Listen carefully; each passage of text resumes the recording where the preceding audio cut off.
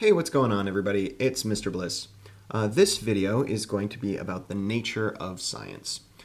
I know that throughout your schooling, you've sat in class, you've been in science class, and you think you have a fairly good understanding of what science is and what it isn't.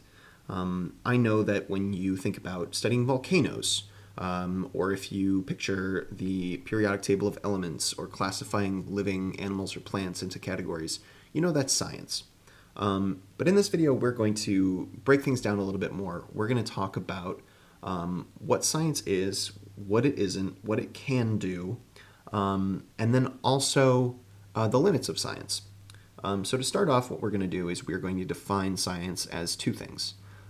First, we're going to say that science is a process, okay? And this process is called the scientific method.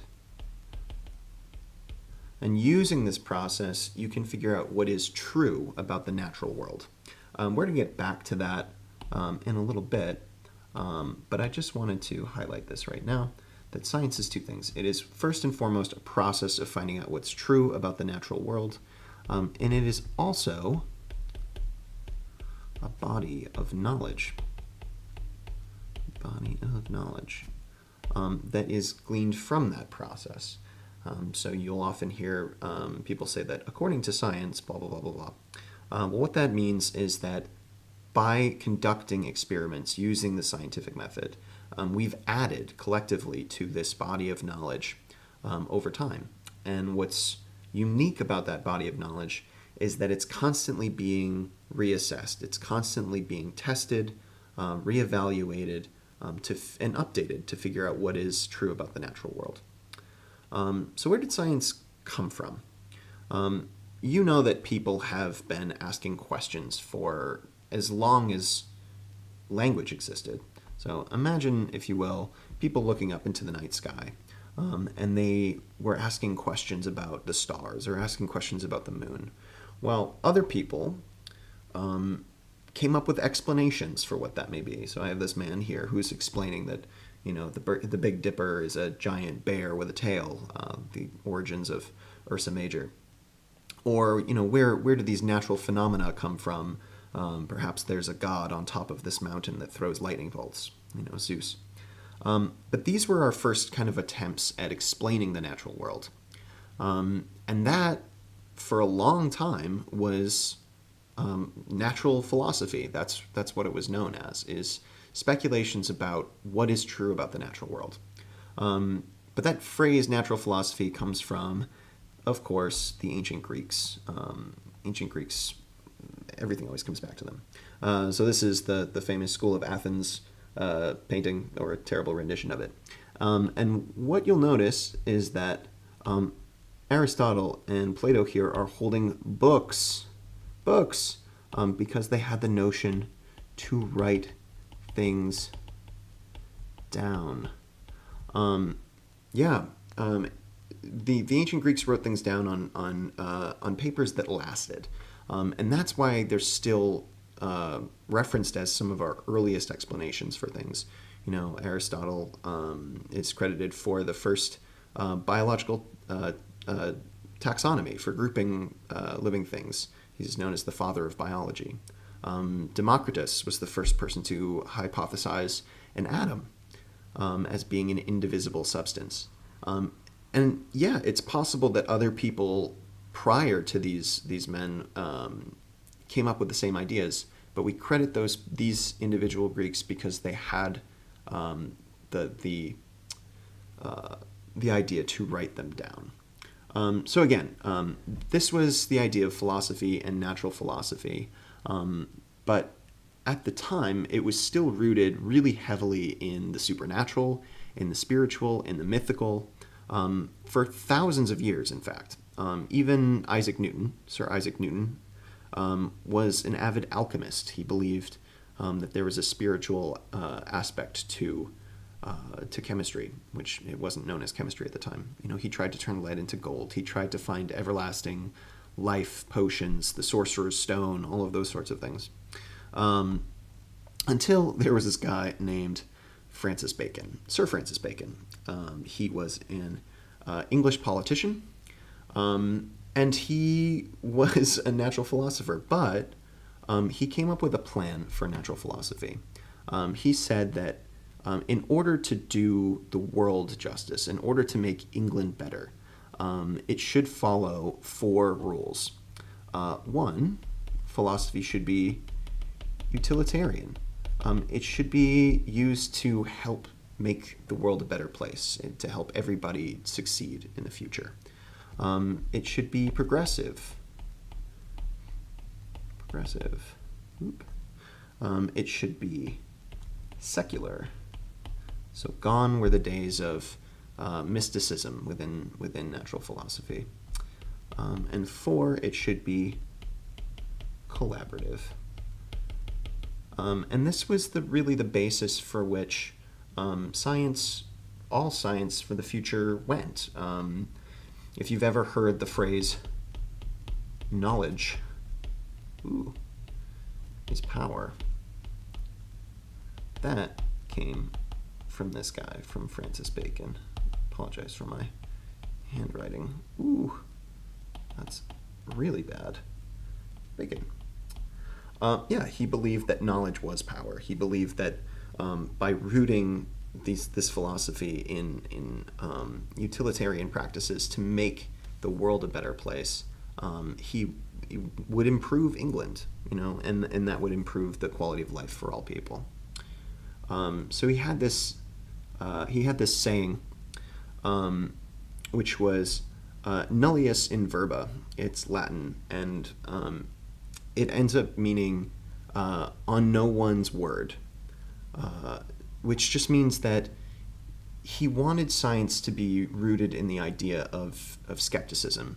Go out there and test it yourself. And that was such a unique perspective at the time, and such a useful one, that years later the Royal Society in London adopted that as their motto.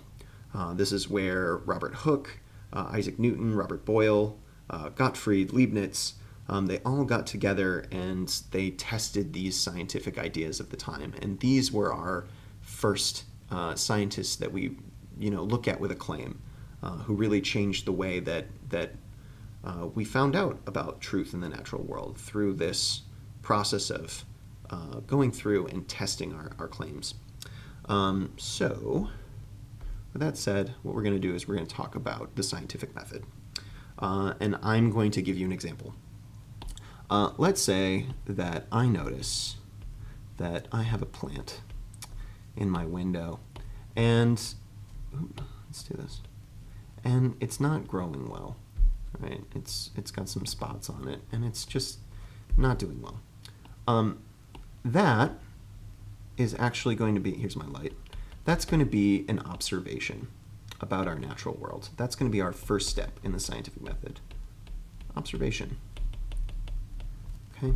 And from our observation, what we're going to do is we're going to turn that into a question. That's our second step. Question. Okay?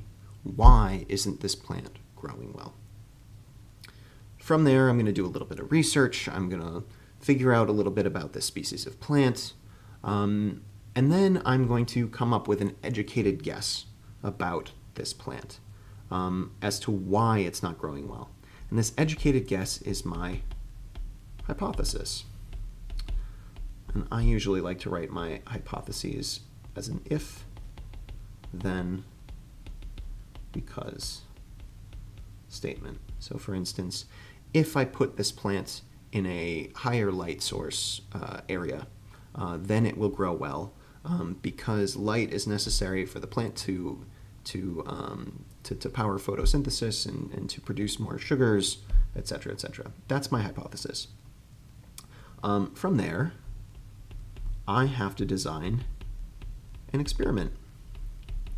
I have to design an experiment for this plant. So maybe what I do is I take 3 of the same plant and put them into very different rooms with different amounts of light sources. And I map their growth over a period of a couple weeks. What I make sure that I do during my experiment is I have a variable. my variable is what's going to change between the 3 plants that I'm using, or the 5 plants, or 10 plants, or a million plants that I decide to test. Larger numbers are better because you help to omit any outliers there. So I have my variable. In this particular example, the amount of light is going to be my variable. Specifically, it's going to be my independent variable. And everything else is going to be controlled. These are my constants.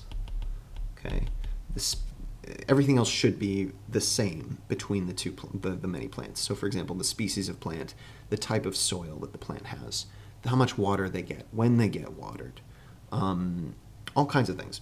Okay, the size of the pot, and that way I can tell when I'm collecting my data that the only difference was the amount of water, and so I can make a claim at the end, as you will see, about whether or not it was the water that affected the plant, or was the sun that affected the plant growth. So after my experiment, I am going to collect my data and analyze my data. So that might consist of comparing numbers in a table, or creating a graph to compare visually the amount of growth in those days. Or it could be qualitative data, which just means a description of the plant. I might say that there's more spots on the leaf today than there was yesterday, or that the coloration is more yellow or more green. That's qualitative data. Finally, what I want to do is I want to come up with a conclusion. And in my conclusion, I want to state whether or not my hypothesis was refuted or if it was supported. If my hypothesis is supported, great. I can communicate my findings. I can be sure that it was definitely the light that affected plant growth. If I refute it, then that's actually, in a way, it's better. It doesn't mean that I'm wrong, and it's not a bad thing. It means that I've learned something. If I stated that it was the light that changed the way the plant grew, and that wasn't the case, great, now I can try again with a different hypothesis. And the next time I might say that it's the soil quality, or the pH of the soil, or how much water that's receiving.